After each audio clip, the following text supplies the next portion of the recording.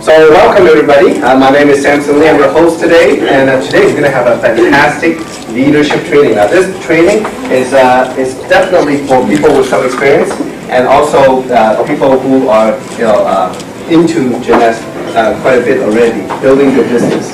So today we have a very, very special person doing the training for us, and there could be nobody better. Because for me, I have been in the industry for about 5 years. I've seen many trainers from all over the world in big conferences, and I will share with you this, really from, not only because she's my friend, but she is one of the really best trainers in the industry, bar none, okay? So without further ado, I'd like to bring up my good friend, mentor, and Jeunesse #1 leader, Ms. Kim Hui. Thanks, Samson. All right. Good afternoon. Good afternoon. You guys look good. Well, we didn't expect a big turnout on a Sunday afternoon for leadership, and so today, I've been pondering and thinking about how can we take this team to the next level. Because as we take this business, now so far in about a year's time, we have already taken this business. We have set footprints now to over 50 countries. Not too bad, right? In 1 year's time. And so I think it's about time for us leaders to step up, to really catapult your business to the next level, and not only that, to really set a story, a success story for yourself. And so I see a lot of new faces here, and I hope that you're already in the business, and I also see a lot of familiar faces. And so it's a pleasure for me to do the training here today. And today it's not your basic training. Today it's about leadership, stepping up your role, to be taking your business to the next level that you want it to go to. And so it is of utmost importance that you look at this business and do this business with the right light, with the right mindset. Because 90% of our business is all based on your mindset and your attitude. Because if you're 1 degree off one day, compounded over time, we're completely off course. And so having said that, let me begin by asking this question. How many of you, and I need your imagination. I really need you to work with me on this one. How many of you come into Jeunesse to just make an extra living, an extra few thousand a month? Show of hands. Okay, 1 or 2 hands. So now, how many of you came here to make a fortune? Show of hands. Okay, very good. Now, so that's why you're here. That's why I wanted this training to be here. See, it's okay if you want to make a living. It is also okay if you want to make a fortune. But the distinction is what you do with the business. See, all of us can be excited, all of us can be motivated when our business is thriving. True or not true? If your team is working, you're thriving, it is very exciting. See, the key is not what you do when your business is up.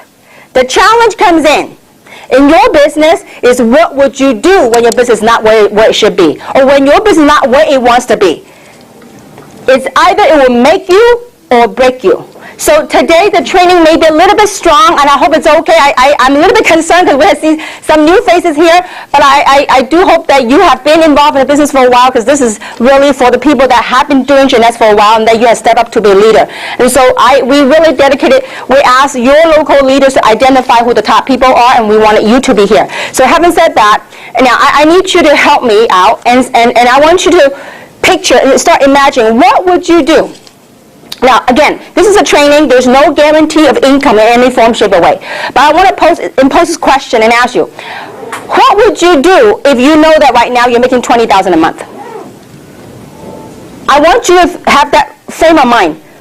What would you be doing? What would some of you, and I want you to start thinking about that. What would you do if you were making $20,000 a month? You think $20,000 a month is pretty decent income? Yes. In America, I think it's pretty decent. Would you not agree with me? So, what would you, I need some of the answers. Now, what would you do? Forget about the recording right now. I need live. I need feedback. I said, this is me. This training is for you. I took out my Sunday. You took out your Sunday. This is for you to get your business to the next level. So I need your participation. So I want some of the feedbacks. What would you do if you're making $20,000 a month? Quit my job. Okay, quit his job. Okay. Now, anybody have similar feelings? Fire my boss. Fire her boss, okay? I don't think she had a boss, okay? But anyway, what would some of you do? And any ideas? What would some of you do? People. Help more people, okay? And what other things? I want to. Work hard, travel. Okay, very good. Now, I want you to start getting those feelings. So we all need something to motivate us. We all need something to inspire us to go to the next level in life. If not, do a job. The job pays your daily paycheck, your weekly paycheck, your monthly paycheck. So to get somewhere in life, in your career, you need something that you can latch onto, that you believe that you can get it now. So we all established 20 grand is pretty decent income a month in America, right? Right, yes. My question to you is, if you knew you could do that, if you knew failing is not an option, what are you willing to do to get to 20,000 a month? Work hard. Doing whatever it takes. See, over the years, last 18 years, I have worked with thousands, countless people. And every time I go to a meeting, when people get so excited, they go, that's it. I can see it, I can feel it. I'm going to be a big player, and I'm going to make 20,000 a month, or 30,000 a month, or 50,000 a month. But you know what? After a little while, you don't see them no more. Why? Because most people, when they throw a number out, something's got to balance. See, a lot of people want to make a lot of money, and yet not everyone are willing to do whatever it takes to get to your goal. So 20 grand a month, we know in America's decent income. Now most people in America make how much a month? Average. 5, 6, 7,000? 5,000? 3, 4,000. Or 3. Oh my gosh, getting lower and lower, okay. So let's just say that 5, 4, 5, 5, 4, 5,000 a month. What do most people have to do to make that 4 to 5,000 a month? Work every day, 8 hours. 40 hours a week, a day, 40 hours a day, no, 8 hours a day for 5 days, right? That'd be 40 hours a week to make that, sometimes more. Not mention about the stress that come along with it, not mention about the traffic that comes along with it. So they are willing to do that day in and day out to make the 5,000, 5,000 a month. Now here you are, you set yourself a goal. You want to make 20,000 a month. Are you willing to work harder on your own business than what you put in for your job? Sure. See, something's got to give. Some people say, I want to make 20. Kim, how do I do what you do? I want to make 20,000 a month. I said, great. Meet me every week, twice a week. Meet me at roast meat and meet me at Walnut. They go, that's too far for me. And I said, listen, you want to make the money, you want to change your life, something's got to give. So having said that, we really need to have the right mindset of, do you really, really want it? Do you really, really believe that you can do it? It is a huge blessing to be making the kind of money that I'm blessed to make. But you know what? Most people don't see the work behind the scenes. See, what it takes to be a leader, this is a leadership training. So I need you to really step it up. If you really, really want to make the kind of money to step out. Most people see the money, the glory that we get to get. But most people, and at the same time, they don't see the pain, the tears that came behind the scene. You know, so many times, approximately once a month, I'm traveling on the plane. I spend a lot of time in the lounges at the airport. At 4 o'clock in the morning, in transit, going from country to country. One day, it's 4 o'clock in Hong Kong, in transit from one terminal to another. And I was standing right in front of the fast train. The fast train, there's a mirror. There's a reflection, not a mirror. There's a reflection on the train. You know what? I saw a reflection of myself. Having my carry-on. I said, you know what? It's 4 o'clock in the morning, when most mothers, most wives are at home with the children, with the kid, with the family. And here I was, hopping from country to country. See, there's a price to be paid. Success, you know what? We all heard it. The price for success must be paid in full and upfront. Now, do we get challenges? Absolutely, every single day. But it's what you do with it. It's all mental. It's all mindset. You know, I give you a perfect story, and I don't think I've shared with anyone. I was recently on a 14-day trip, 5 countries, 14-day trip. And one of my trips was right before I went to Taiwan for the grand opening. I was in China. I was in Shenzhen.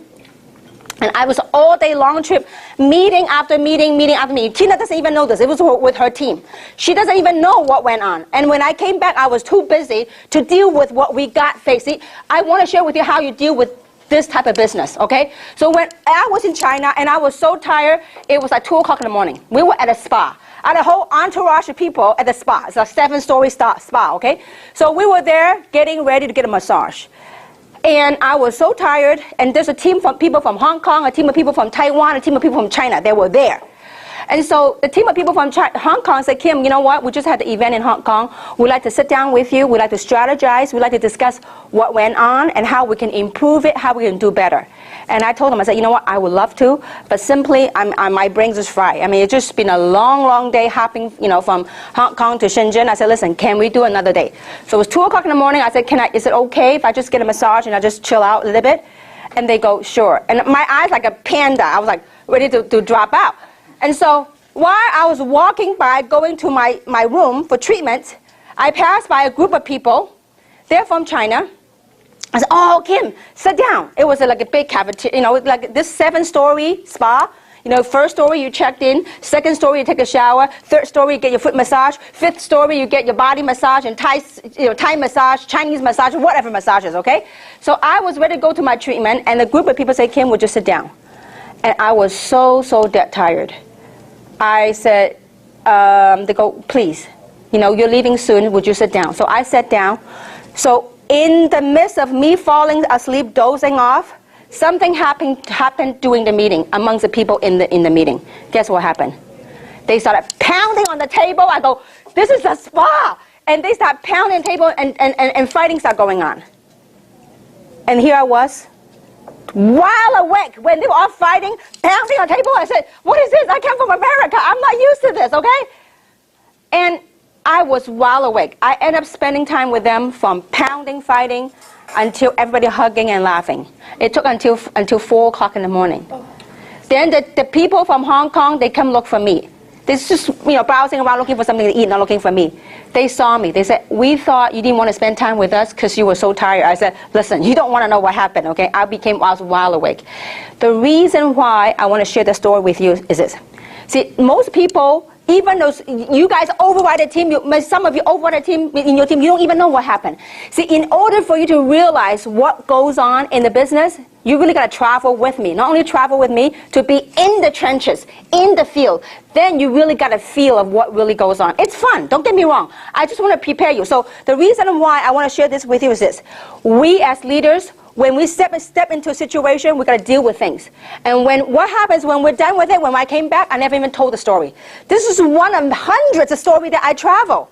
But when I came back, guess what I deal with? Whatever the people, we have to be present with the people that we're working with. See, we as leaders, we must rise above the occasion. How whether you succeed or not with this business, it depends on how you deal with the business. Most people in this business, you know what to do? They major in minors. They may put all their attention on the minor stuff. Minor stuff, challenges, do we have it? You think Coca-Cola, IBM, Apple, do you think they have issues? Yes. Every day. But it's how we deal with it. So what are we supposed to do? We are leaders. What are we supposed to do? We must get good at mastering the basics, okay? So besides having the right attitude, now this is maybe quite strong to some of you, but this is very important. You as a leader, first, you got to have that belief. Do you really believe you could do it? If you believe you could do it, look, listen, we have dug gold from it. You have no idea last week when I heard Tina, when I heard Winnie, Samson, when they're making the money, you have no idea how good I felt. It's that joy. I mean, people say, Kim, you're making so much money. Why are you working so hard? Because I want to see the people that join me, that work hard with me, when they make the kind of money I do, I say, you know what? Then I can retire. Because most people, and I could tell you one thing, with this team, you will, I don't care what company you go into, in the industry of direct selling, you can go to any company. I challenge you. You can go to any company. You will never, ever find the leaders that we have in this team that care so much, that dedicate so much of their time and their love. I would challenge any one of you. You go to any MLM company, you won't find the leadership that we have on this team, because it is a family for us. It is a passion. So we as leaders, we got to step it up. You want to make 20 grand a month. Okay, that's all great. That's fine. It's a noble goal. But you know what? Be willing to do what it takes to get to 20 grand a month. Are you guys with me so far? So what is mastering the basics? Okay? We have to learn to master, people say they want to get fancy. No, there's no need to get fancy. You got to get good at the simple stuff. So what is the simple stuff that we got to be good at? One, you got to be very good at piquing interest. Now, what is piquing interest? Piquing interest is simply asking people that if they have an option, are they open to are they open to possibility to possibly change their lives, to probably have financial freedom? You just pique their interest. Now, later on, we're going to have a series of different basic trainings, so teaching about how you pique interest using what we call form, okay? Piquing interest is nothing more than you try to identify your prospect's needs. And what you do is you provide a solution. How are you going to find out what their needs are? Let's say Luz. If you know Luz, you got to get to know her. Yeah, these are your prospects. You know their background. Let's say Luz is a realtor. Let's say Luz is a great realtor. Realtor might make good money at a certain time period. But guess what most realtors have to do? They go from deal to deal. You make a sale, you make some commission. Guess what? In order for her to make money again, she had to go on, knock on doors again, move on a deal. Car salesman, same thing, right? You make a sale, you sell a car, next month, your quota, you start from zero all over again. So you have to identify what their needs are, what their wants are, through what we call form. Okay, that's a whole different training, okay? So form meaning F stands for family. How's your family? You need to find out what their needs are, what their wants are. So talk about their family. How are your family? How are the kids? So through your asking the questions, you are able to identify what their wants and what the needs and what the desires are, okay? Now, F stands for family. O stands for occupation. How's your job? R stands for recreation. Your vacation, have you done anything fun lately? What have you traveled to recently? The reason you want to say all this, ask all this stuff, is that through that form, you're able to find out what is it that they may be lacking, maybe they're looking to improve on. M stands for money. How's your financial situation? And I tell you, there's not a better time to recruit people than now. The economy, so many people are being downsized. So many people are being laid off. And this is a great timing for you to build your business and really offer a solution to other people, okay? So pique interest, simply ask them, are you open? Might you be open to possibility? That is it. It's not asking, will you join me in jeunesse? No, you're not asking to join you anything. You're piquing their interest to see if they're piquing, meaning to see if there's an interest for them to even go a step further. Okay? So pique interest and learn to use it through form. Okay? Second thing you got to get good at is inviting them to our events. Once you pique the interest and they are open, instead of you sit there and blah, blah, blah, all about luminous and all about reserve, your job is to invite them to one of our local events. We're lucky. We have events going on right here. For people, now, what is an event? This is very important. What is an event? An event could be a local meeting. Okay? An event also could be what? A one-on-one session with your upline. A one-on-one. Okay? Or a small PBR at your house. If you have a home presentation, PBR stands for Private Business Reception. Okay? Or it could be a webinar. For people that are far away from us, it could be a webinar. Okay? Now, also it could be a conference call. And pretty soon, we are going to have a DVD, an opportunity DVD. Okay? OPP, Opportunity Presentation DVD. That if they're interested, all you do is you pop them a DVD, say, watch this, and zip the lip. Because too often, too many times, people they ask you, oh, what is it? Then you start, blah, blah, blah, blah, blah, blah, blah, until they are so bored, they go, okay, forget it. Because it's too hard of a sell for me, okay? So you need to invite them to and plug them into the event. Now, why is it so important to plug your people into the event? How many of you would like to retire? Just work the business 2 to 3 years and really retire. How many of you want that? See, if you want to retire, we got to leverage on the system. And the key thing to our business is what? The one thing, if we forget anything today at all, is called duplication. How do you duplicate yourself? Because see, some of you in this room, you are super kings and queens on one-on-ones. Anybody you sit down with, you close them. To me, signing them is simple. Getting them to sign up and go to work, it's a whole different issue. See, you want to sign them up and you want to give them a vehicle to go and duplicate you so that they don't always rely on you. See, a lot of people in this business, when you make yourself the issue, we can't succeed. Because you know why? We can never retire. Because it's always about you. If you stop doing one-on-one, guess what happened to your business? It dies, it stops. So you need to, how you duplicate is you need to, if you forget anything at all, you got to get good at plugging your people to the events. You must be able to learn. You have to learn to promote the events. So how you promote, invite people to events, and you as a leader, you need to learn to promote events. You have to learn to sell events because, see, through the events, you know what they will learn? They will begin to gain confidence. They will begin to have belief. Every single one of you guys groups, I know what happened. See, the team that always plug into the meetings, I know they're growing.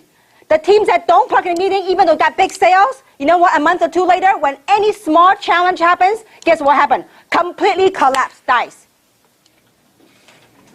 So you have to get good at promoting events. Don't let language or culture be a barrier. Some people say, you know what, no, Chinese, they don't understand anything. I say, I don't care if they understand anything, but they understand body language. They understand people. They go, whoa, so many people. There must be something good going on. You guys with me so far? You gotta get good. See, when people come in the meeting, after the meeting, guess what happens? They don't even understand. They go, wow, all these people. You pull them in the corner, you say, you see all these people? Then you can show them briefly what it's all about. But, you know, I also know that some of the people's mentality goes like this. They themselves have their own blockage. They say, you know what, I can't get my people to the meeting. Or my type of people don't like to go to meetings. We got to get good at overcoming that. Because I knew, you know, all this last 18 years, everything I share with you, I went through myself. I always tell my sponsor before, he says, Kim, you are a queen of one-on-one. You go out there, you sign up people, you're really good. But you know what, I discovered something, I can never stop. Because if I stop, I don't make any money. And I told my sponsor, I said, you know why I can't promote meeting? Because my type of people, they're professionals, they don't like MLM. They don't like MLM meeting. They don't like environment. They just don't like that kind of environment. Kim, until the day you yourself get over that blockage, otherwise you can't promote events. You won't succeed. Because it was all in my mindset. But you know what? Once I overcame that mindset in the meeting, you know, now, I mean, you guys know I come from Hong Kong, so I could say that I'm from Hong Kong. And before I say, Hong Kong people are very fast. They just want all the facts and they don't want to sit through the meeting. And that was always I tell people. But you know what? Boy, was I wrong. Until I changed my mindset, when it was a meeting, I packed the most people from Hong Kong, from San Francisco, packed the whole Hong Kong people. Why? Because when I had the belief to promote the event, people will come. You got to promote it like a movie, okay? You have to learn how do you promote events. To promote the event, you have to edify the information. Either edify the speaker or edify the information. You edify the heck out of it, I'm telling you. Don't edify it like an MLM thing, but edify it like an opportunity that can literally change their life. If you talk with that belief, when you promote events, you got to learn to edify, and you have to have that belief. You say, listen, if I can show you something, I can invite you to a meeting, an event. If that 2 hours of your time, if it could change your life, it could possibly help turn your financial situation around, would you invest 2 hours of your time? Yes. Of course, right? Now, if they say no, that means do not continue. Don't fight with them. Move on. If you know, but see, there is a fine line. If you talk like not sure, you're not quite sure about the meeting, and when you promote like that, people can feel you. But if you say, listen, all I ask for is 2 hours of your time. Because if you didn't like it, just pretend you watch a bad movie. But if you like it, it might be something. It might be something that could turn your life around. All I ask for 2 hours. And after the 2 hours, I won't bug you no more. Why is it important for them to come in? When they come to a meeting, guess what? They hear testimonials. They see other people's. Guess what? When they do that, the business is no longer about you. Because it's always you talking to people. It's okay, it's good to have a lot of one-on-ones. It's great to have small meetings, home meetings. But after the home meeting, after the one-on-ones, what's your goal? Your number one goal is to promote the event, the next event. We build from event to event. It's called impending events. Okay? So, because people are always looking for what's next. So you sign up now. Your job is next time I want you to come to a meeting, you meet some of my business partners. So you get to learn from people what this business is all about, because I'm telling you, there is something magical when it comes to events. I literally built my entire business through events. Now, speaking of events, we have a major event coming up. If you really want to test this program to see if it works for you, in my 18 years, it's proven to work each and every time. This is proven. The system is proven. Don't try to do it your own way until you succeed. If you want to try to test it, this coming event, the company has a super event at St. Gabriel Hilton. Whoever can bring the most people from your team, either your prospect or your team's prospect, whoever bring the most people will be the most successful. Because there's something magical when you get the people into the situation, into the meeting environment. Are you guys with me so far? Yes. So you got to master basics, and you have to learn to promote the event. And you got to really believe. Remember I told you, when you want something bad enough and you believe you'll get it, you will do all out massive action to make changes in your life.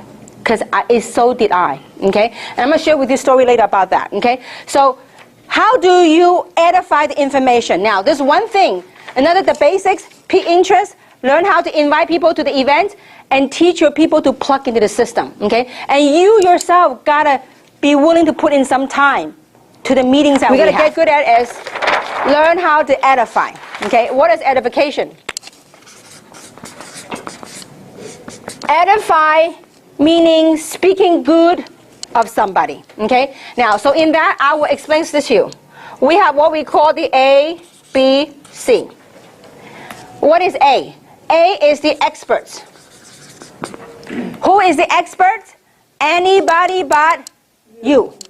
Always remember that. Most people let themselves be the expert. I don't care what your past history, I don't care whatever you did big in the past. We're dealing with the now. We got to be willing to drop the ego, drop the past to succeed in this business, okay? Now, the A is the expert. Who is the expert again? Anybody but you. That's right. Anybody but us, okay? Now, B is you. Okay? You are the person in the business. Who is C? C is the prospect. Now, between you and your prospect, hopefully you guys have trust. Hopefully your prospect trusts you, okay? When you say go this way, hopefully your prospect won't go the other way, okay? So hopefully they trust you. Now, what is your job to do? Your job is to edify the experts. Why you need to edify the experts? The reason why you want to edify the expert is so that prospect will respect. So the prospect will have respect to A. Because if you say nothing about the expert just shows up, they go, who are you? Why should I listen to you? Are you guys with me so far? So if you could learn to edify, just the edification process, you can literally build your entire business. Because edification ties into promoting events. So when you not only do you edify a person, you can edify the event.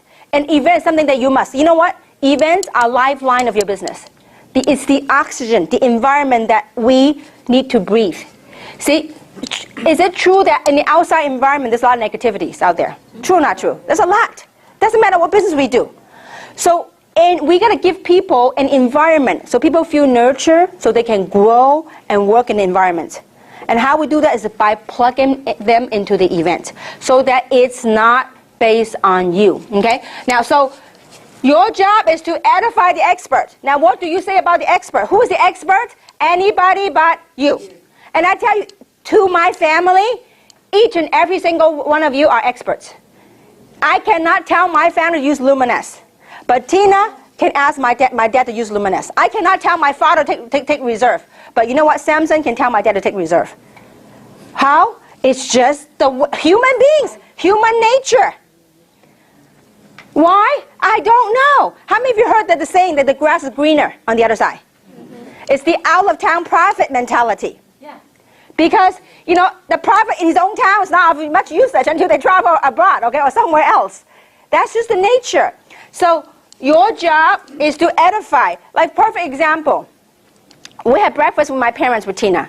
And I was telling my mom and dad, because I told my mom and dad a long time, I told my mom, you had a big eye bag, put luminous in your eyes, it's going to help you.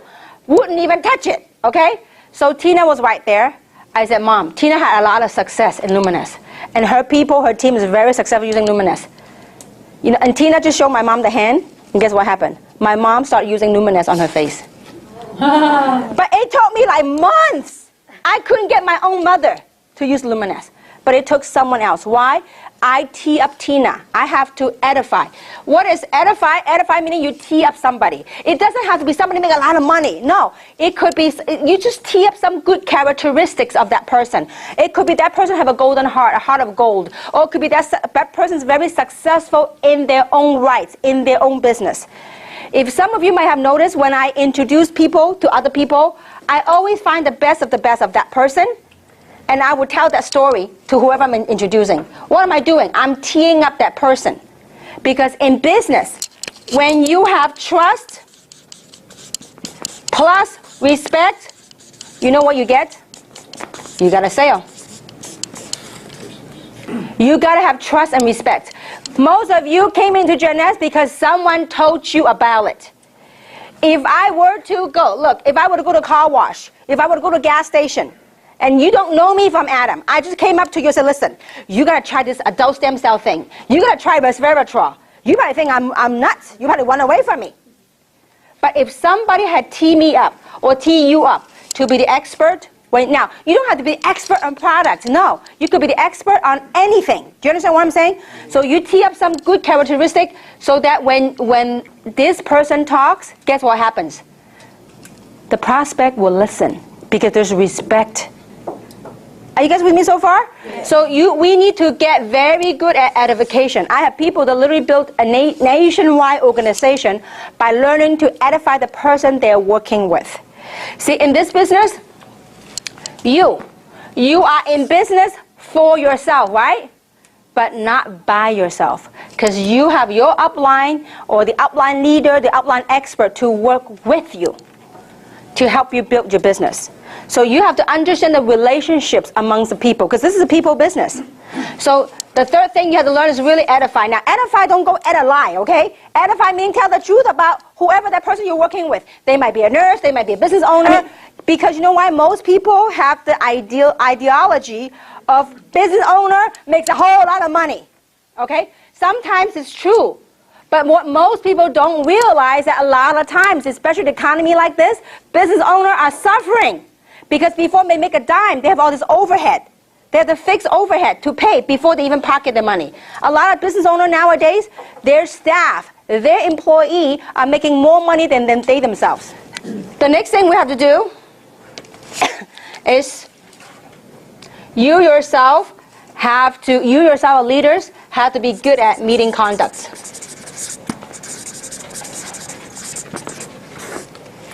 Meeting conducts, what are they?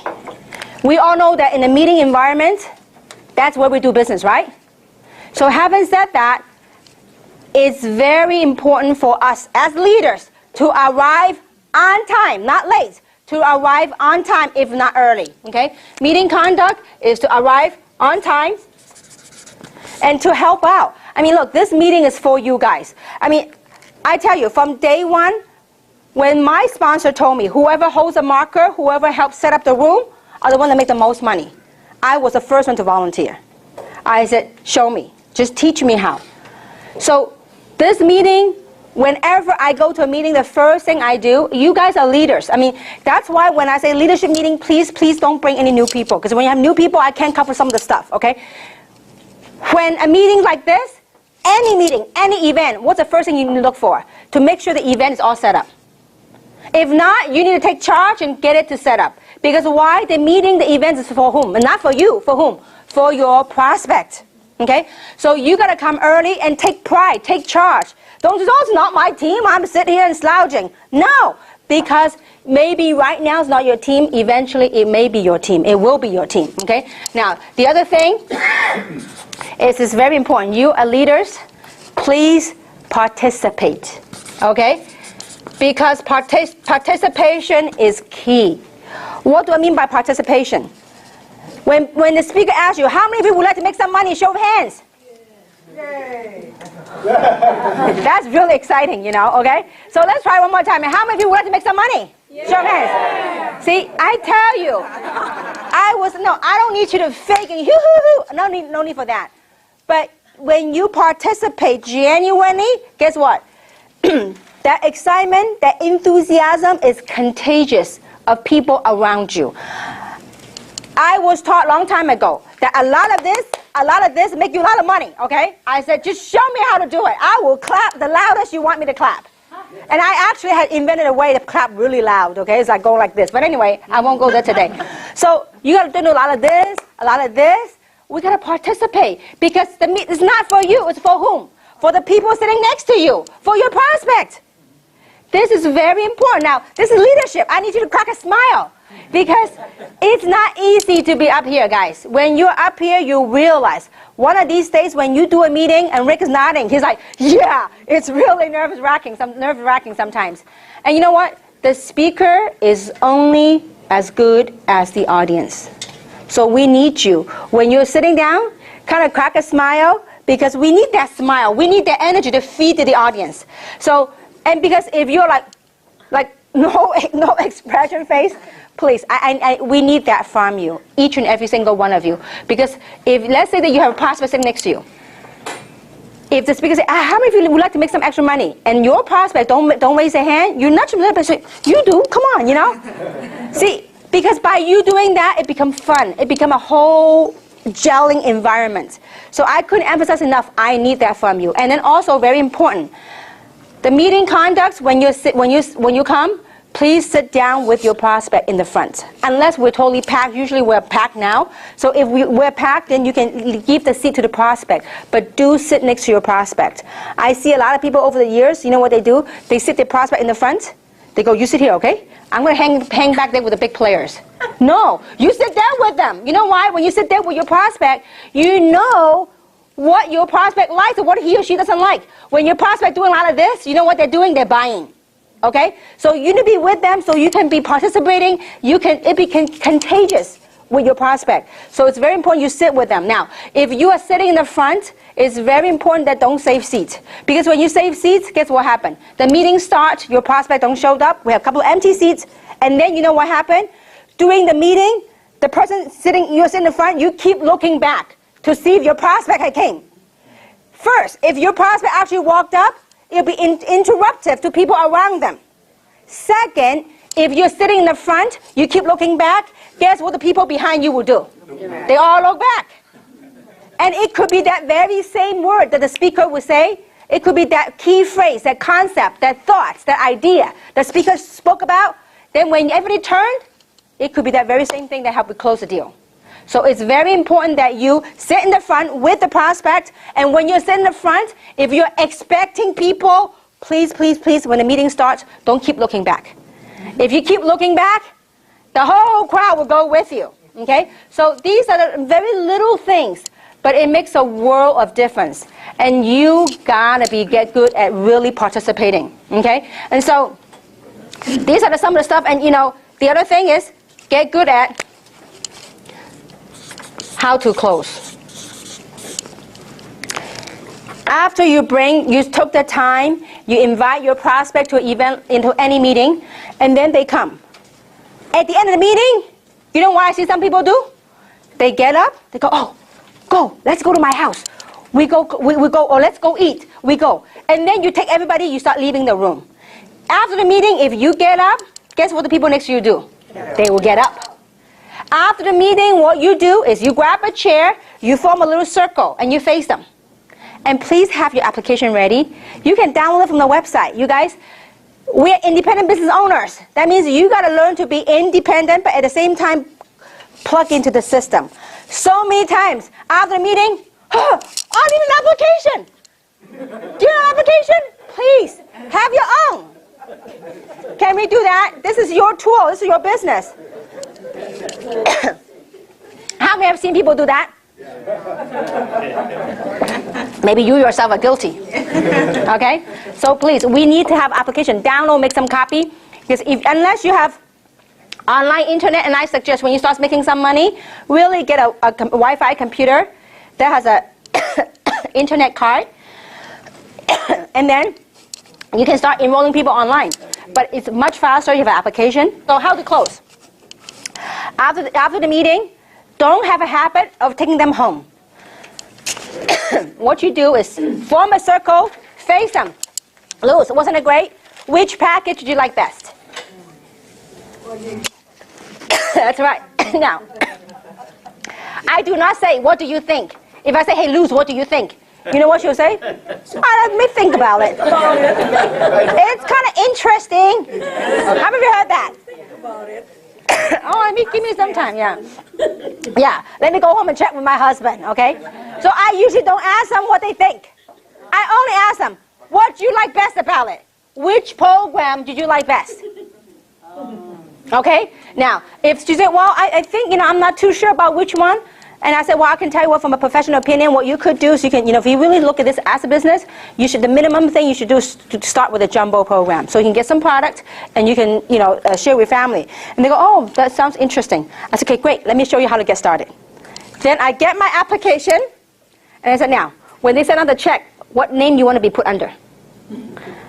Why? Because you want to paint an idea. What name would you like the check to go to? They go, me, mine, okay? Very few will say go to my husband or my spouse, okay? So you go, okay, Mike, your name is great. Now, what address would you like your check to be sent to? The address, right? Okay, great. And then your day of birth. Now, the last part I will ask is social, because people are very sensitive about social.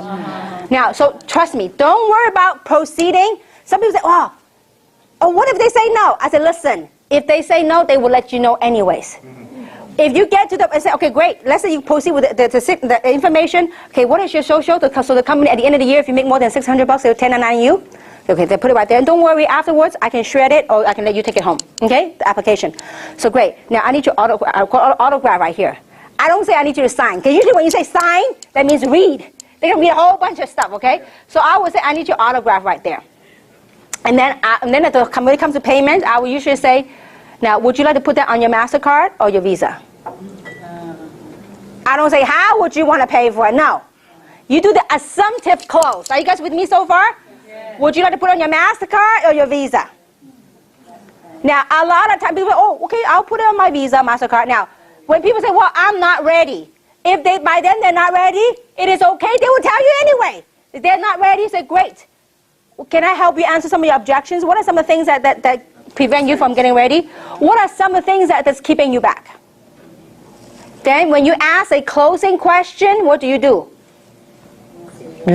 See, a lot of times when people ask, for example, which program do you like Luz? And then when the prospect's quiet, guess what they start doing? They start yakking.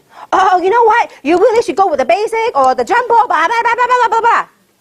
When you, remember, after you ask a closing question, whoever speaks the first loses. When you ask a closing question, which package you like more? Now, if a silent game going on, it's okay. Let them think. And I have to go, I wait. A lot of people cannot tolerate silence. I wait and I smile. If they have questions, they'll ask me anyways. So many times, people are so afraid to close. Why ask the prospect? Like let's say, for example, and this is me. I'm telling you, 18 years ago, this is me. My sponsor was a tall Chinese guy. And I had 6 people right there. And after the meeting, he was right there, handing all my prospect and application. And I go, it's okay. I said, I'll take care of them. I'll take them home and I'll take care of them. And he give me, if look can kill, he will kill me. Okay? And he started asking questions. He won't let them go. He started asking questions, filling the app. And I felt so uncomfortable with it. I said, listen. I said, they're not ready. Let them go home. Let them think about it. And so they will let me know. Guess what happened to 6 of them? They thought about it. Never came back. Okay? Because you know why? Human nature. A lot of times, because there's a lot of opposition to MLM. And a lot of misunderstanding about MLM. And the very minute they leave here, when they deal with the real world outside, guess what happened? Their friends and relatives and out of the kindness of their heart, they thought they knew MLM. They thought they knew the industry. They thought they had experience. There's many experts out there. So when they're like, oh, lucky you didn't sign up that day. If you sign up, man, you'll be one of those people that got sucked into the game. They go, oh, thank goodness. Then from then on, whenever you try to call them back, they never pick up the phone no more. Because why? Other people got to them. Those are called dream stealers. They steal them away. Okay? So I tell you what, some of you might be uncomfortable doing closing. Trust me, if they are not ready, they would have told you, I'm not ready. If they're not ready, great. What are some of the things that I can do to help answer your objections? Or what are some of the things, the questions that you have? If I can answer. Now, some people will start throwing questions at you, one after another. And when it gets to a point, you know, there are people that will ask you questions just to ask you questions. So if they start asking you one question, and then second question, by the third question, I say, listen, if I can answer all of your questions tonight to your satisfaction, will you get started with me? If they say no, I'm not ready, I say, you know what, come back when you're ready to make a decision, then I will sit down until whatever it takes, I'll answer all of your questions. Because there's no sense to sit there all day, all night, answering all the questions, because you already prefaced it to them. You said, listen, if I can answer all of your questions to your satisfaction, will you be able to make a decision and get started with me? Sure. And if they say sure, then you take whatever time it takes to answer their question. If they say, no, not really, then I will say to them like this. I said, listen, you know what, that's okay. Whenever you're ready to make a decision, once all your questions are answered, when you're at that stage in your life, then you come to me. See, why? If people respect you more when you respect your own time. Because you sit there and you all the no use. You know, I remember when I started working with Samson and started working with Robert, you know what those two guys would do? They would travel all over Los Angeles area. They would do training after training after training. And I said, where's the body? I said, where are all these people? Oh, they haven't joined yet. I said, why? You doing free volunteer work? I said, why? You train people before they even get started. You don't get paid for doing that. So, you know, just when you start respecting your own time, your own business, then other people will respect it, okay? So it's very important to go for close. Now, why is it important to go for close? I'll give the story to you. Once upon a time, there's a very rich Texan. I mean, he lives in Texas, multi-gazillionaire, okay? And he's a little bit bored with life, and he wanted to do some experiments. So he has a big, huge Olympic-sized pool, and he decided to throw a big, huge party. But the night before the party, he decided to throw a lot of alligator and water moccasin in the pool, okay? A bunch of them. So the next day, when the party begins, when the guests start arriving, a lot of people start arriving, so he gathered everybody at the pool, around the pool. And he would say, listen, whoever is daring enough to jump into the pool and able to swim across the pool and come up alive, I will grant him or her anything he or she want in life. Before he even stopped talking that, he heard a loud splash. There was a guy in the pool. And the guy was like on an Olympic record, you know, because why? Because water moccasin and alligators chasing on his tail. So he was swimming across the pool in record time. He came up from the pool, all, you know, shaking all the water, and this multi-billionaire walked up to him, so excited, run up to him, says, sir, can you tell me what is it you want? I will give you anything you want in life. And this guy says, before you give me anything I want in life, I want to find out the name of that dude who pushed me into the pool. So sometimes, somehow in our lifetime, we all need a little nudge. Because 18 years ago, if the person that taught me in the beginning in this industry, he didn't push me, I would have never got started. You know, after I got signed up, that's exactly what I said. Would you like to put in your MasterCard or your Visa? And he's like inching in on me, right? And I'm like, you know, why are you closing on me? And so anyway, long story short, I signed up. The first thing I did is I went home. I still remember that day. I was so gung-ho. I was so excited. Then I told my sister about it. And, you know, because I respect her and I love her. And, you know, out of the kindness of her heart and her mind, and she thought she had touched upon MLM in the past, and she gave me a whole lecture why I should not do network marketing. And she goes, if you're smart, you will pick up that phone and you're going to cancel your application. Now, I'm sure a lot of us have faced that because people love you. See, people say that not because they're devious or anything, no, because out of the kindness of their mind. See, a lot of people go through life judging life by their past experiences and their past failure. And they care about you, so they think that that's not something not for you based on their own judgment. Well, I was very, very tempted to cancel. I actually called the guy and said, you know what, I'm having second thoughts. I'm having cold feet. I said, I don't know if something, I said, I just got laid off at my job, and you know, at that time cost me a couple of $100 to get started. This is not exactly a small amount. And he says, listen, before you cancel, why don't you go to a training? Why don't you attend a training? Then we'll talk. So that's when I began to plug into the system. I attended training. I built my own belief structure. So thank goodness I didn't quit. See, if somebody didn't push me, I would not be where I'm in life. I don't know where I would be. Some of my college friends, I still remember, I called all of my college friends. Some of them went to UCLA with me. Some of them went to UC Irvine with me. I called all of them. And you know what? They were so negative. They said, Kim has lost her mind. This lady is college educated, graduated, very good grades. Why is she doing MLM? Maybe she got laid off and she really lost her mind. And so they were all laughing. They were all, not one joined me. They were all laughing at me. But you know what? I said to myself, look at who's going to get the last laugh.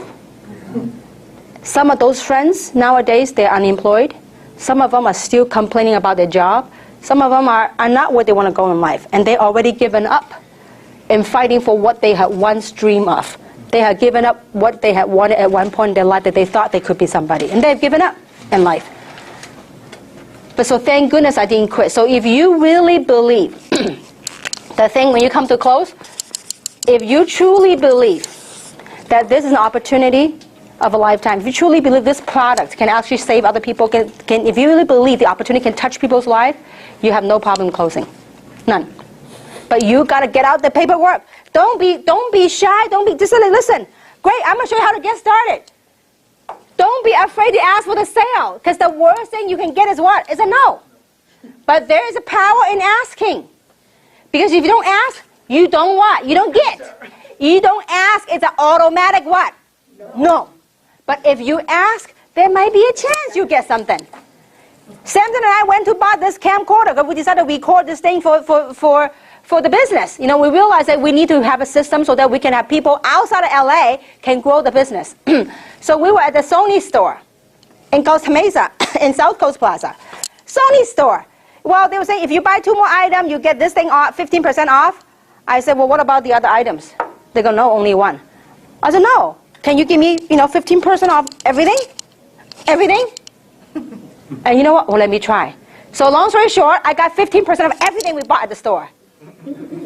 The power of asking. You got to be willing to ask. Look, if they say no to you, what do you get? Automatic no. But if you don't ask, you will never know anyway. The other thing, very important, on Mastering Basics, is always be in phase 1. What is phase 1 activity? I want you to go back and think about on your day 1 of joining the business. When you first joined the business, what did you start doing? You started sharing, you started recruiting, right? That's called phase 1 activity. You were excited. Now, I need you to be in phase 1 activity for at least 1 year. Phase 1 meaning what? Excitement, your enthusiasm, your recruiting, your building. A lot of people don't succeed in this industry. You know why? They go from first 2 months, they're in phase 1. First month in phase 1. Second month, they go into management mode. You know what management mode? They started managing their downlines. That's not your job. They're all independent business owners. They do not report to you. Don't go manage them. The only person you can manage is whom? Yourself. Look, we're all independent business owners. Stop going to management mode. Hey, you need to come to the meeting. Hey, you need to do this. That's called babysitting. When you babysit, what do you make? You make babysitting wages. See, your job is to look for people that are willing to do the same thing and want the same thing. If not, you're going to drag a whole bunch of stuff up the tree. It's very tiring. How many of you have done that in the past? You kept calling the same people. They keep telling you the same thing. Stop those management mode activities. You gotta get on phase 1. Phase 1, recruiting. I am still recruiting. And when Samson and I were at the store yesterday, did I recruit the guy? Yeah. Why not? The guy's a double engineer major, okay, graduate from Fullerton. And Samson says, what are you doing at the store? Selling camera. You know what I'm saying? He's looking for an opportunity. But you got to find a way to recruit, to pique their interest. Did I say anything? You asked Samson. Did I say anything about Luminous? No. Did I say anything about Gen S? Did I say anything about Reserve? Nada. I said, listen, you are such a nice guy. Give me all those discounts. Okay? We have something for you. We want to take care of you. You call us. If you're looking for a way out, so he talked about his job, and so we said, if you're looking for a way out, we got something for you.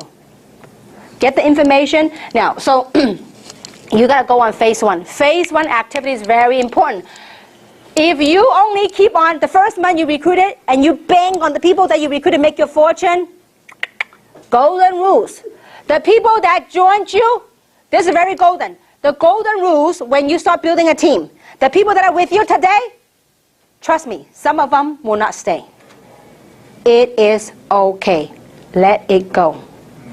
Our job is to go out there and identify the people that want the same thing and willing to do the same thing. Not just say, I want to make $20,000 a month, and yet they're not willing to do the work. Okay? So phase 1 activity is very important. Any questions so far? No? Okay. So phase 1 now. The other thing I want to touch upon. How long do you think is the phase 1 honeymoon period? Honeymoon period or phase 1? I would say if you really want to succeed, phase 1 at least 1 year. Okay. Now, but what I mean phase 1 is this.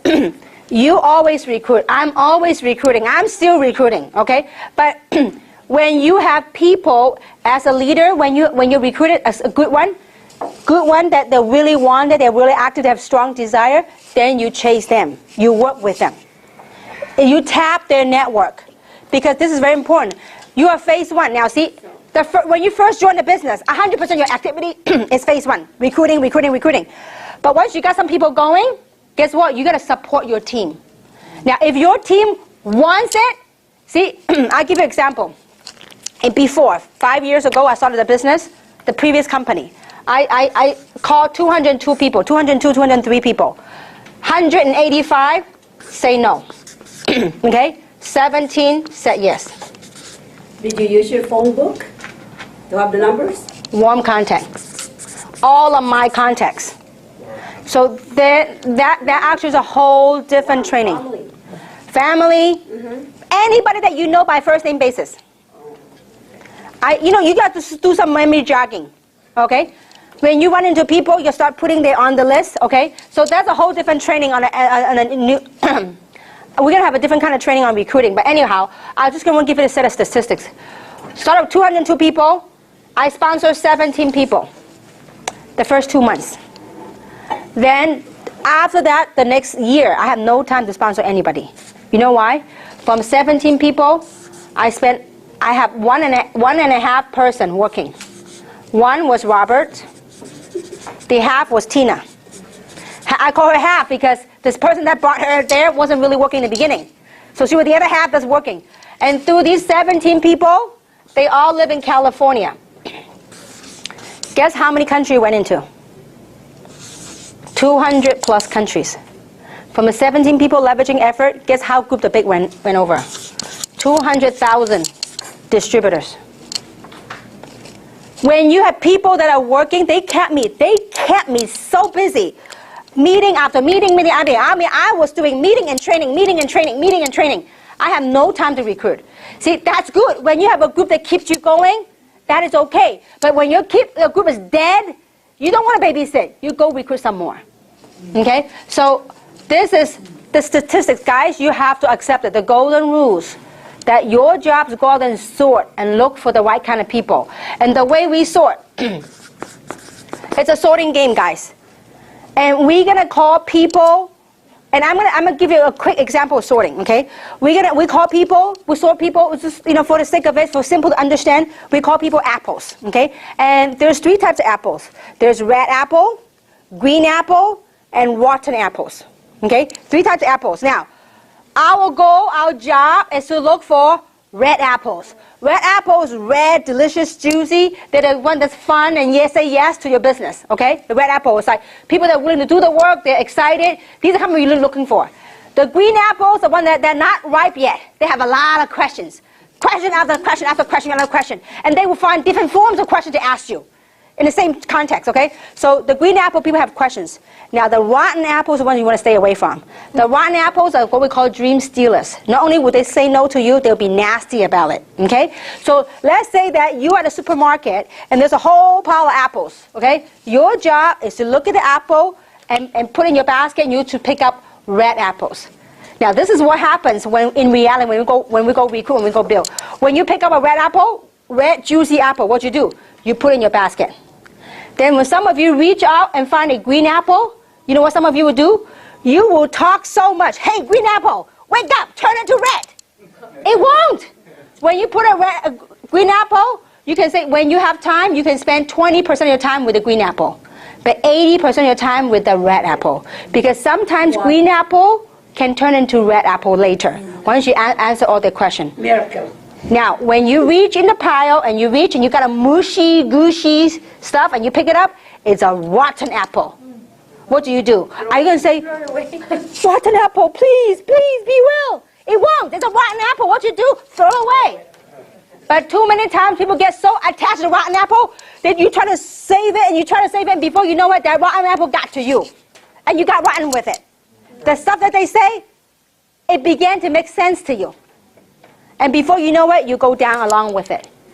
But our job, this is how you not get emotional attached to it. Your job is to look for red apples. People that want red apples, people are excited, people have enthusiasm, people have the right attitude. People want to do something with life, because there's so many people out there, they want nothing out of life. They are happy with whatever, that's fine. But you want to look for people that want to go somewhere in life. So you're out there looking for red apples. Okay? So what did I do? I sort. Do you know how many rotten apples out of 185 people? A lot. Like 150 were rotten ones. Real rotten. Some are really bad. So what did I do? I tossed them so fast. I don't even recall what they said. At the time it was so bad, I said, adios, bye, go next one. But a lot of people, they don't understand the power in the numbers. It's not what these 17 people did, but it's whom they led me to. It's not what some of them did. I brought one of the person that brought me to Tina. It's not what he did, but he led me to Tina. He's a great guy. He made a ton of money in that company. But he led me to Tina, led me to a whole bunch of people in China. And so it's not what they do, it's who they lead you to. So that's why when you work your business, you got to pick the ones that are good, you chase them. When the momentum's hot, what you do, when you strike an iron, the iron's hot, guess what you do? You strike it. A lot of people, when your business is up, they take a vacation, they go spend their money. Don't do that. When the iron's hot, you strike it. You go, you know what? I have a business friend, and he said the best. He goes, you know what? Life is like a spring wheel. Some are good, some are bad. He goes, when it's good, I'm going to get a big nail, I'm going to nail it in there so it won't go back. When it's good, you got to really give it all you got, because this is your chance. One time I asked my friend, I said, hey, you know what? I said, what would you do if you're making $30,000 a month? And back then, $30,000 a month is a lot of money. He goes, oh, I'll take a vacation, I'll take this and that. I said, listen, that means your momentum's up. You need to really, really ride it. Because in business, you don't know when to go down. You don't know. You only take the best of it and run with it. Okay? Overcoming obstacles. Along the way, as you're talking to people, will we have challenges? 100% guarantee. Will there be difficult times? 1,000%. The difference is, what do you do when you're down? Most people will stay down with it. You know what? Most people say, when the group was thriving, or when they once had that big glory, they kept living on the past glory. Get over it. People say, well, what would people say about me? My team died. Get over it. This is now. We're dealing with now. I can't do anything about the past. I can't do anything about the future. But I can deal with what we got now. If you can't drop your ego about your past success, you know what? The past success may be a one-time luck. The past success may be a one-time gig. But if you are as good as you think you are, you're going to stand up and you do it one more time. See, people say, I believe, I want it. You know what? Most of you have not crossed the edge. You're going to gone beyond that edge if you want it. If you, look, how many of you can really feel, how many of you feel good to get a $40,000 check? What would you do? I tell you, many years ago, when I got involved in industry, they told me the average income for that company of an RVP was 30 grand a month. And I remember in my thoughts, in my head, I said, you know what? 30 grand a month. I said, forget about getting a month, every month. If they give me one check, one time for 30 grand, that will help me solve a lot of problems. How many relate to that? Yes. Yeah. It is a huge, these things now become a number to me. Don't get me wrong, it's a huge blessing. This is a huge blessing. What kind of business gives you that kind of return? But see, everybody want it. But are they willing to do what it takes? See, this is something that it's a very fine line. We have to really tweak it. You have to really, really, really get it. I want it. I want to change my life. I want it. I want it. But when the very first sign of challenge, you get knocked down, you stay down, and that is it. Then what happened to your dream that you once wanted? What happened to that thought that you once had it? Listen, money, people, things, material, people can take away from you. But one thing they can't take away from you is right between your two ears. If you're strong, you know what you want out of life, don't let anyone talk you out of it. Don't let nothing. You just got to get to that point of no return. When you get to that point, you have crossed a boundary, you have crossed a line, you said, this is it, this is what I want. And I want to say this, and I don't want to come off the wrong way. I have a very, very, very loving family. I have 3 sisters. And all 3 of them were opposing me to the max. The word opposing is an understatement. They opposed me of doing MLM for many, many, many, many years, to a point where they will call me every day to tell me to quit. Every day.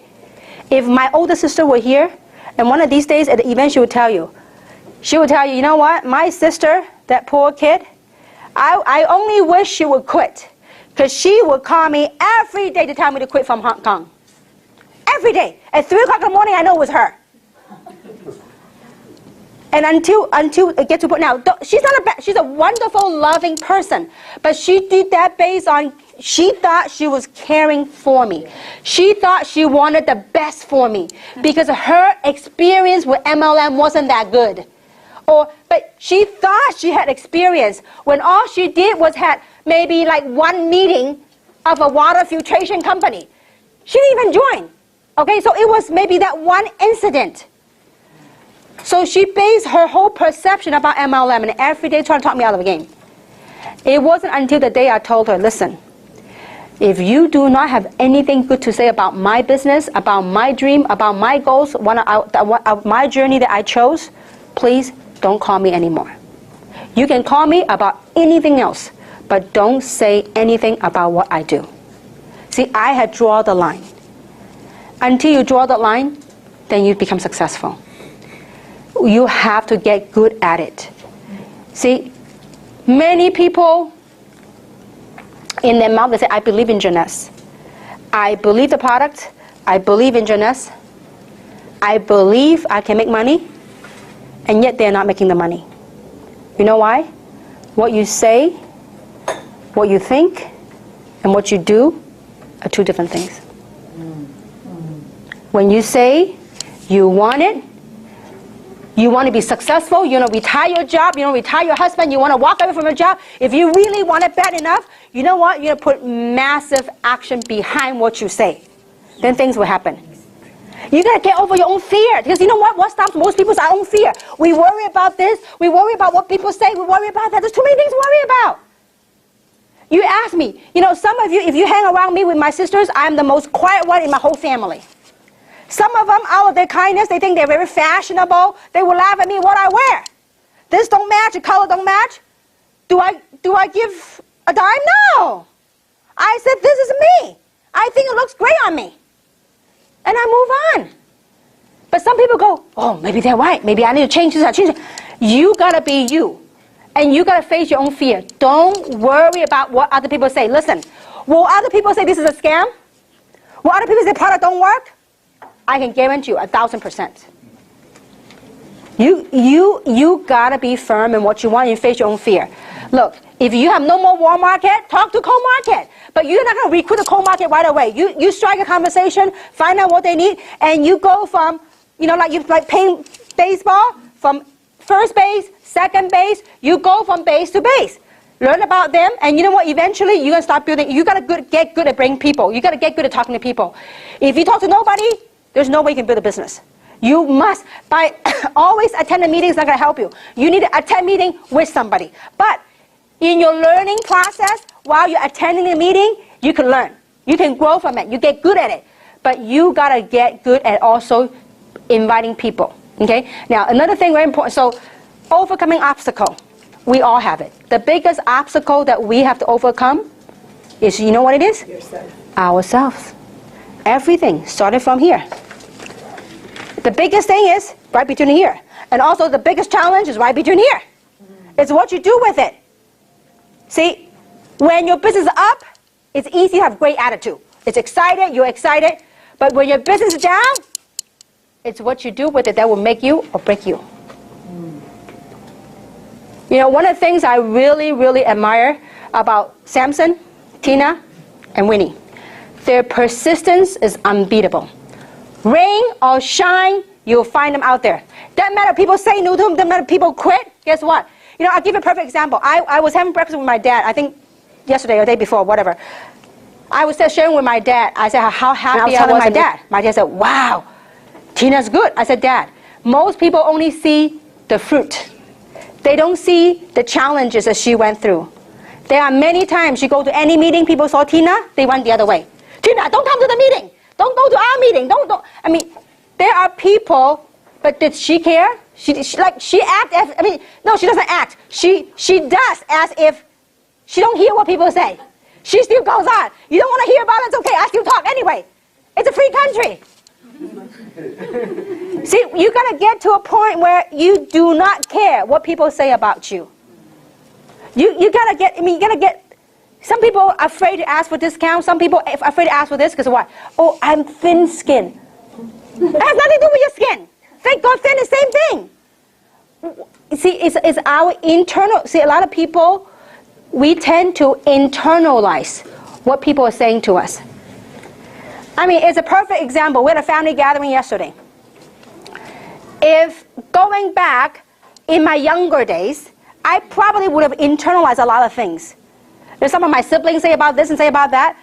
I could have chose to and internalize what they say about whatever. But I don't. I have become wiser. I cross a line. See, most people, when anybody, your prospect, say anything about you, we tend to take that stuff and we put it in our brain and we made it bigger than life. And our action act towards it as if it's bigger than life. And I hope it's not too complicated for you guys to understand. Is this coming across so far?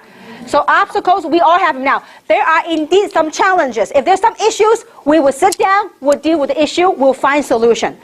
But if other stuff, I suggest you get over it. And you gotta be, one thing gotta be very good on, one of the basics is be persistent. Okay? You have to be persistent. And be coachable.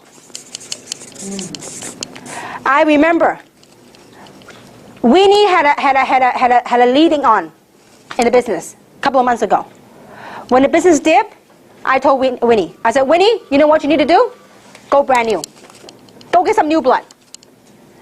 And you know now, obviously, some people will say, well, where am I going to get my new blood? I've been doing this for a year. I exhaust my warm market.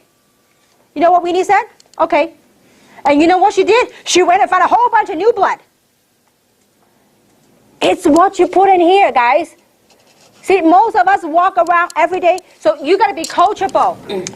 And in the success, I can see all the successful people, they're extremely coachable. Some of you are thinking, how in the world am I going to find new people? There is magic when you believe in something. And I'll give you several examples. One of my hobby on Sundays is to walk. You know, I love to, you know, I used to live in North San Gabriel, which is very close to San Marino. And some of you know San Marino is very, you know, leafy, very well established community, and I love San Marino. And so I would get myself on Sunday, I mean, a lot of people going dating and all that stuff. I was single, so I said, what I do on Sundays, I would leave the house at 1 o'clock in the afternoon, I'll get lost until 5, 6 o'clock. And I'll be walking around with walk back then, we don't have any iPod or anything like that, we had the Walkman back then, okay? So I'll be with my Walkman jogging around all over San Marino. And I know all the houses. Beautiful houses there. And I still remember, my mom and dad would say to me, you know what, why don't you just stop dreaming? Why don't you put your feet firmly grounded on the floor and be real? Why you have to be like, look, we have a decent house in St. Gabriel, but why are you so crazy? You don't even make enough money to support yourself. Why don't you wake up? But I refuse. I said, Mom, you know, I see those people pulling out from the driveways. I said, they don't look any smarter than me. They don't look any better than me. So I said, I am going to get there one of these days. And she just thought I was nuts. But I kept believing. You know what? And I told myself, those were down times. When I was down, you know what I did? I kept telling myself, I don't know how, but I know I'm going to be a multimillionaire. I don't know how. If you ask me at that time, I don't even have enough money to go on vacation, let alone be a multimillionaire. Are you with me so far? So I had to plan it so firmly in my head. I said, one of these days, I'm going to make it. But along the way, I'm not going to quit. I'm very conscious of what's happening around me. And you know what? I did it. Sometimes you don't know how. I still remember, I told myself, I said, I'm going to build a massive organization. I see these people build big teams before. I said, I too am going to do that. I said, someday I'm going to be on stage speaking to tens and thousands of people. When I haven't even spoken in front of 100 people. But I have put that in my head. But you know what? I did it. I had the pleasure of traveling to all these countries. Why? Because I believe in it. I didn't care. You need to really put that, but when you believe in something, a lot of people say, well, I can't find them. How am I going to find them? You know what? I pretty much exhausted all my warm market. But I still managed to build the biggest Hispanic team in that company. My first MLM company, I built the biggest Hispanic team, and I built the biggest team in Hawaii. I don't know a soul in Hawaii. I don't know anybody that are Hispanic. I just had that belief that I'm going to do it. So you know how I got the biggest Hispanic group? From a courtesy driver at Russ Neck, Pasadena. He was a shy courtesy driver. He led me to one of the pastors at his church. From the pastor, led me to one of this guy. Then we chased a big, huge group. And so when you have that belief, something magical happens that will lead you there. Like Winnie, Robert, and I, in the previous company, we went to Korea. And some of you heard the story, and I will tell the story again. We went to Korea for my very first time to Korea. And I went there for a big, and Robert and Winnie were with me to traveling to Asia. And so one of the stops was Korea. And so I told myself, man, you know, I went there to recruit a big fish. At least that's what I was told. So I thought to myself, man, it's a pretty expensive trip. Not in terms of money, but time-wise. Away from my family to go all the way for one big fish. So I told them, I said, you know what? I am going to, no matter what, I'm going to find another big fish. They said, do you speak Korean? No. Do you know anybody in Korea? No. But I said, I'm going to find a big fish, another big one. I said, I just know, because it's too costly for me to go. I said, I'm going to find another big fish. I just want to go for one. So I put that in my head. Logically, people will ask, how? What do you think? How are you going to do that? People will challenge you. But I just kept it to myself. I said, I will, somehow, somewhat, some way. I just put that thought out there. And you know what? I did find a huge fish, bigger than the one that I went to Korea for. You know how I found that person? It was a person sitting next to me on the airplane. And she spoke English and Korean. She's going back home for a visit. So the point to you is, how would I have known I would meet her on the plane? I didn't know. I had set that goal in my mind that I'm going to do it. So you guys need to really, if you wanted something, you set it in your head. Don't look at, a lot of people are afraid to set goals. A lot of people are afraid to make decisions. They all just look at what they have right now. Oh, how am I going to do that? I'm broke. How am I going to, all these reasons. Don't. Set a goal and be willing to do it and shoot for it. If you have momentum in one team, you're going to be like, if you are a leader, you're going to be like a hawk to chase that team and explode that team. Don't just sit and wait for people to do it for you. You are a leader, you need to step up as a leader. If you are a leader, don't be a follower. You step up and say, listen, what can I do for you? Some of you are very lucky that you sponsor a good leader. But you know what? Be a good sponsor. Be a nurturing sponsor. Don't just expect someone always to do it for you. See, when your team member, they see that your love, your care, your sacrifices, guess what? That love reciprocates. So is this coming across to you guys? Is it helping you guys so far? Yes. Okay, very good. So overcoming obstacles. And the other thing is you have to be very good at, this is very, very key, guys, to succeed. You need to be super consistent. Some of you get so pumped up every time after training. You get so pumped up, you're excited for about 2-3 days. Then you disappear for a while. You do a little bit work, and then, because of challenges, guess what? You disappear for a while. Then another training 2 months later, you come back and pump up again. Don't. You need to be consistent. If just like a well. A well, right? Where's the water? The water's in the bottom, okay? Here's a pump. If you're going to pump water, in the beginning, you might not see any water coming out, pumping a lot of air coming out, okay? No water yet. But don't worry, the water's slowly being sucked up. You pump and you pump, guess what? Somebody say, there's no water. And you let go of the lever, guess what happens to the water that's sucking up? Pump it down. If you keep doing that, no water, you leave. No water, you leave. Can't get nowhere. Can't succeed. You got to be consistent. You got to, you know what? I only wish there's a magic capsule that people take it and they be consistent. I only wish. There is, if anybody that would exemplify the epitome of consistency, it's human nature. But there's with one person that's the epitome of consistency. You know who that is? At least so far in this team, that is Samson.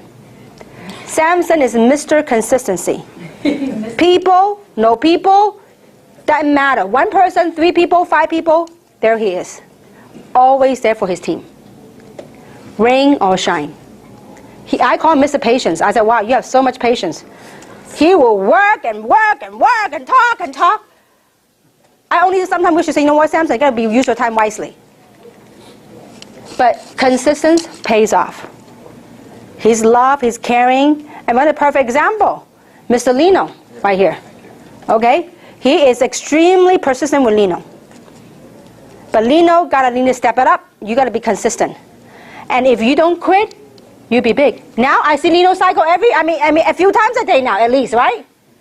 Because you know why? He kept digging, he kept digging, he kept digging his team. He finally hit it. Question is, are you willing to dig? Are you willing, give yourself this program, give yourself a good 1 year. Give yourself a good 1 year to chase it, but do it the proper way. Do it the right way. Okay? So you need to have consistent effort and be persistent. You got to be persistent at what? At your dreams. Don't get all excited, hyped up. The next thing you know, dip down. You need to stay at even kill. When people say no to you, you know what you need to be excited about? People say, well, all my team is dead. What should I be excited about? You know what I said? You should be excited about you found a vehicle for you to turn your life around. You're excited about your opportunity. When people say no to you, your dreams got to be bigger and better than your team. Most people put their dream, their dream in their team, same or below what their team say about them.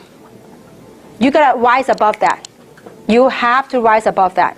So, can you all stick with the game and be consistent to your game? See, only you can say the answer. I don't know. Yes. Can you guys do that? Yes. Will you do that?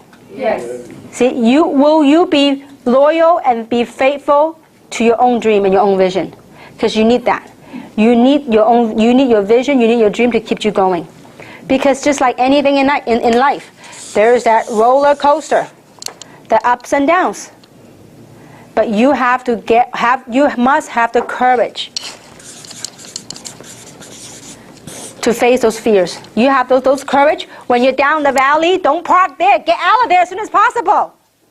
And take massive action. If your group don't move, they don't plug in, drop them. Don't let them drag you down.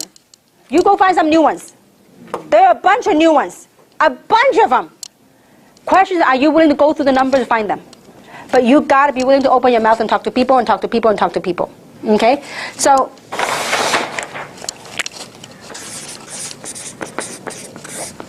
First, how much money you want to make. This is what, we are in September. We're in September, right? September 12. Okay, we still have, okay, by the end of this month, how much money would you like to make? You need to set that goal yourself. Now, we're going to be realistic, okay? 1 million, is it doable? That's not doable, not possible, okay? So, but you got to set goals that are within reach. I mean, these are called baby steps to get there, okay? So, November and December. Now, these goals, that's the money you set to make, right? The other part's very important. These are goals. These are actions. What kind of action are you willing to give? What kind of action are you willing to take to make it happen? I want to make 10,000 by the end of September. What are you willing to do? I don't know. You got to be willing to take some actions. You know, what would, besides having that belief, you know what would get people to take the action? I see so many people, they are trapped in their own shell. They are completely trapped in their own thoughts, in their own shell, in their own fear. You really have to get good at opening up those shells and jump out. Because if you don't jump out, it's hard for you to succeed. I mean, it's fine for you to make, you know, 5,000 a month, that's a small amount of money. It's fine to do that. 10,000 a month is okay. But if you really want a big money, you really got to jump out. You know the Superman, you know, Superwoman, the movie back in the old days, right? You know, Superwoman or Superman, when he puts on a suit, he's a whole different guy. Otherwise, what's his name, Clark or Clark? What's his name? Clark? Clark is a nerd, right? But when he puts on a Superman, he's like totally different person. You guys need to put on that suit of that hero of who you think you are, who you believe you are. See, most people wear their own suits of they themselves label their own selves as who they are. But you know what? I believe there's a higher consciousness in you to put on that suit. You've got to jump out of your own shell. I always, when I start working with Samson, I say, Samson, get out of your shell. You're still covered all your shell. Most people, we all have it. We all have these egos among ourselves. We all have our own thoughts about who we are and all this stuff. Our pride, our ego, our thoughts, all this stuff. Our own fear. When people say anything, we have things to judge back and to answer back. No need. Let go, drop all those ego. And say, listen, today I'm a brand new person. I'm going to jump out of myself and I'm going to do something with myself. I'm going to be somebody. I'm going to be someone. I'm going to be successful. Whatever that success meant to you. And you got to be willing to take massive action. Because I have seen time and time again over the years in different nationality, different races, different country. It's all the same. It doesn't matter Chinese, Filipino, Asian, American. It doesn't matter. I looked out, I mean, too many times. Most people have so much potential in them, but it's all buried, all covered in layers and layers, years and years of whatever, conditioning from family, from tradition, from yourself, all this layer and layer. It's got to peel out, different layers of onion, peel it out, peel it out, peel it out, peel it out. It took me 18 years to peel out all those layers to become who I am today. That's why network marketing is the best self-mastery course. But the most important, I mean, the fun part of it is it's got a compensation plan attached to it. And along the way of self-mastery, self-becoming discovery, you get to help other people. My son said to me a couple of days ago, Mama, you have a lot of money. I want you to spend more time with me. You don't need to work this hard. I mean, you know, it's a big sacrifice for me. I mean, Winnie knows and Tina knows when I travel, I call home, he doesn't want to talk to me. He says, if you love me, you'll be home with me now. And so it is hard on me. But I mean, yes, it's true, I could choose to stay home, but I really feel like I have this sense of responsibility. This, you know, I mean, this company is the owner's baby, it's my baby, it's your baby, it's all of our baby. We want to make this thing work. But the most important work that we all can do is help other people to break through within themselves. Because that's the biggest thing. Once you're able to break through all those layers and layers of whatever we trap ourselves into, you know what? The world is within reach. You know, a lot of people say, Kim, you know, it seems like everything you touch turns to gold. Once you begin to align and remove all those layers and layers of stuff that we all built up over the years, when you're aligned with the universe, you reach out, the world is yours. It doesn't mean that there's no obstacle. It doesn't mean there's no challenges. But it's what you do with the challenges. It's what you do, how you handle them, what you do with it. Like I said, it is so easy to be pumped, to be excited, to be enthusiasm. When your check is up, your group is up, and everything's up. But when your check is down, when your team is down, your spirit's low, is anybody say anything to you? Anything, any remotely negative stuff, it could be that straw that will break the camel's back. But the most important of all that we all can do, the message I want to get across today, all the training, all the techniques, all that stuff, nothing is going to do any good until you know what you want. And until you have the belief that you will get through it. And until you jump out of that shell. You have to jump out of your shell. If you want to take charge, you know what? If you got it no, behind Cece. Sorry. Yeah, Jenny, sorry. Jenny has a big team going in Canada. If I were her, a team is moving, that's her pay leg, you know what I would do? I would get my bag, pack my clothes, go there. Take steps, take charges, get out of your shell. Jenny, you know what? She was a great leader at one point. She was all over magazines.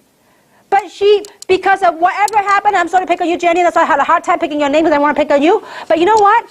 A lot of people, because of certain things that happen, we bury ourselves with different layers of stuff.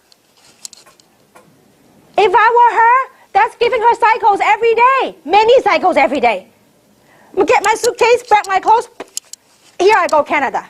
You know what? I'm going to pump it bigger. You need to step up to the leader that you once were. Because I know you have it. Same thing with Jing and Ellen. Their team alone in 1 month in the U.S. did close to $200,000 a month. Just in the U.S. Guess what? Because certain thing happened, because of challenges, the group didn't plug in, whatever reason, it collapsed. Now this act will either make them or break them. They're still here. See, it was easy for Jing and Ellen to be pumped, to be excited. Because your adrenaline's running. When your team is all on the rise, you are the talk of town, it's good to be up. But the key is, what would you do when your team is down?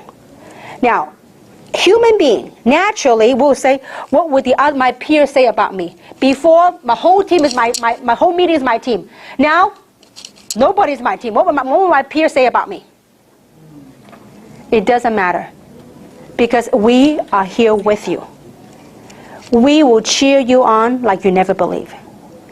If you have the courage to come here, to face it again, Jane, you'll build even bigger than before. Same thing with Robert. Robert was $1 million earner. He made $1 million in 2 years. If Robert has what I think he has, he'll be an even bigger team. But the difference is in what Robert's attitude would be, on how he looks at it. He can take a sour look, or he can take it in a positive light and change his life forever again. We all have that. The reason I point these people out, because they are very close to my heart. Some of you are very new, I can see that. Some of you have been here for a while. But you really, really, in life, you know, I hope Jeunesse is your vehicle. But in life, we really need to learn to find purpose in what we do, and have passion in what we do, and be enthusiastic about what we do. People love I present. I don't know all the stuff about product, about everything, but they love it because I have a passion and people can feel it. If I have to stand here to get people $1,000, get a 1-year jumbo, it is not worth my time. They buy a 1-year jumbo, they disappeared. I think that's above and beyond. I mean, there is so much work that we could do with the humankind, above and beyond health. There's a lot of things that we can help people to really break out their shell. So the message today really is that we all need to jump out our shell. It may not be right now immediately, but we need to, when you're in a stage, in a mindset where you're down, or you thought about whatever you thought, you just say, take a deep breath and say, listen, what do I want out of life? I'm going to break through. I am not going to label myself one way or the other. I'm not going to think anything, but I'm going to jump all on myself and I'm going to be somebody. I'm going to be successful. I'm going to pursue my dream with every passion you got. Can you do that? Yes. Will you pursue your dream with everything you got? Yes. Along the way, you might make some small sacrifices. But to me, I told my son, you know what? It's not all about money for mama, because I'm doing a lot of work that's far beyond money. And so I do hope that you get something here this afternoon, because it is the most important thing you could do with your life is right between your 2 ears. You're all healthy. I see everybody walking here today. But really, this is your chance. This is your vehicle to do something. And it doesn't matter what it is. Some of you in the beginning, maybe making a few hundred a month, a few thousand a month. Maybe some of you have an aspiration of making a lot of money, making millions. We have it right here. It all depends on what you think and what you do.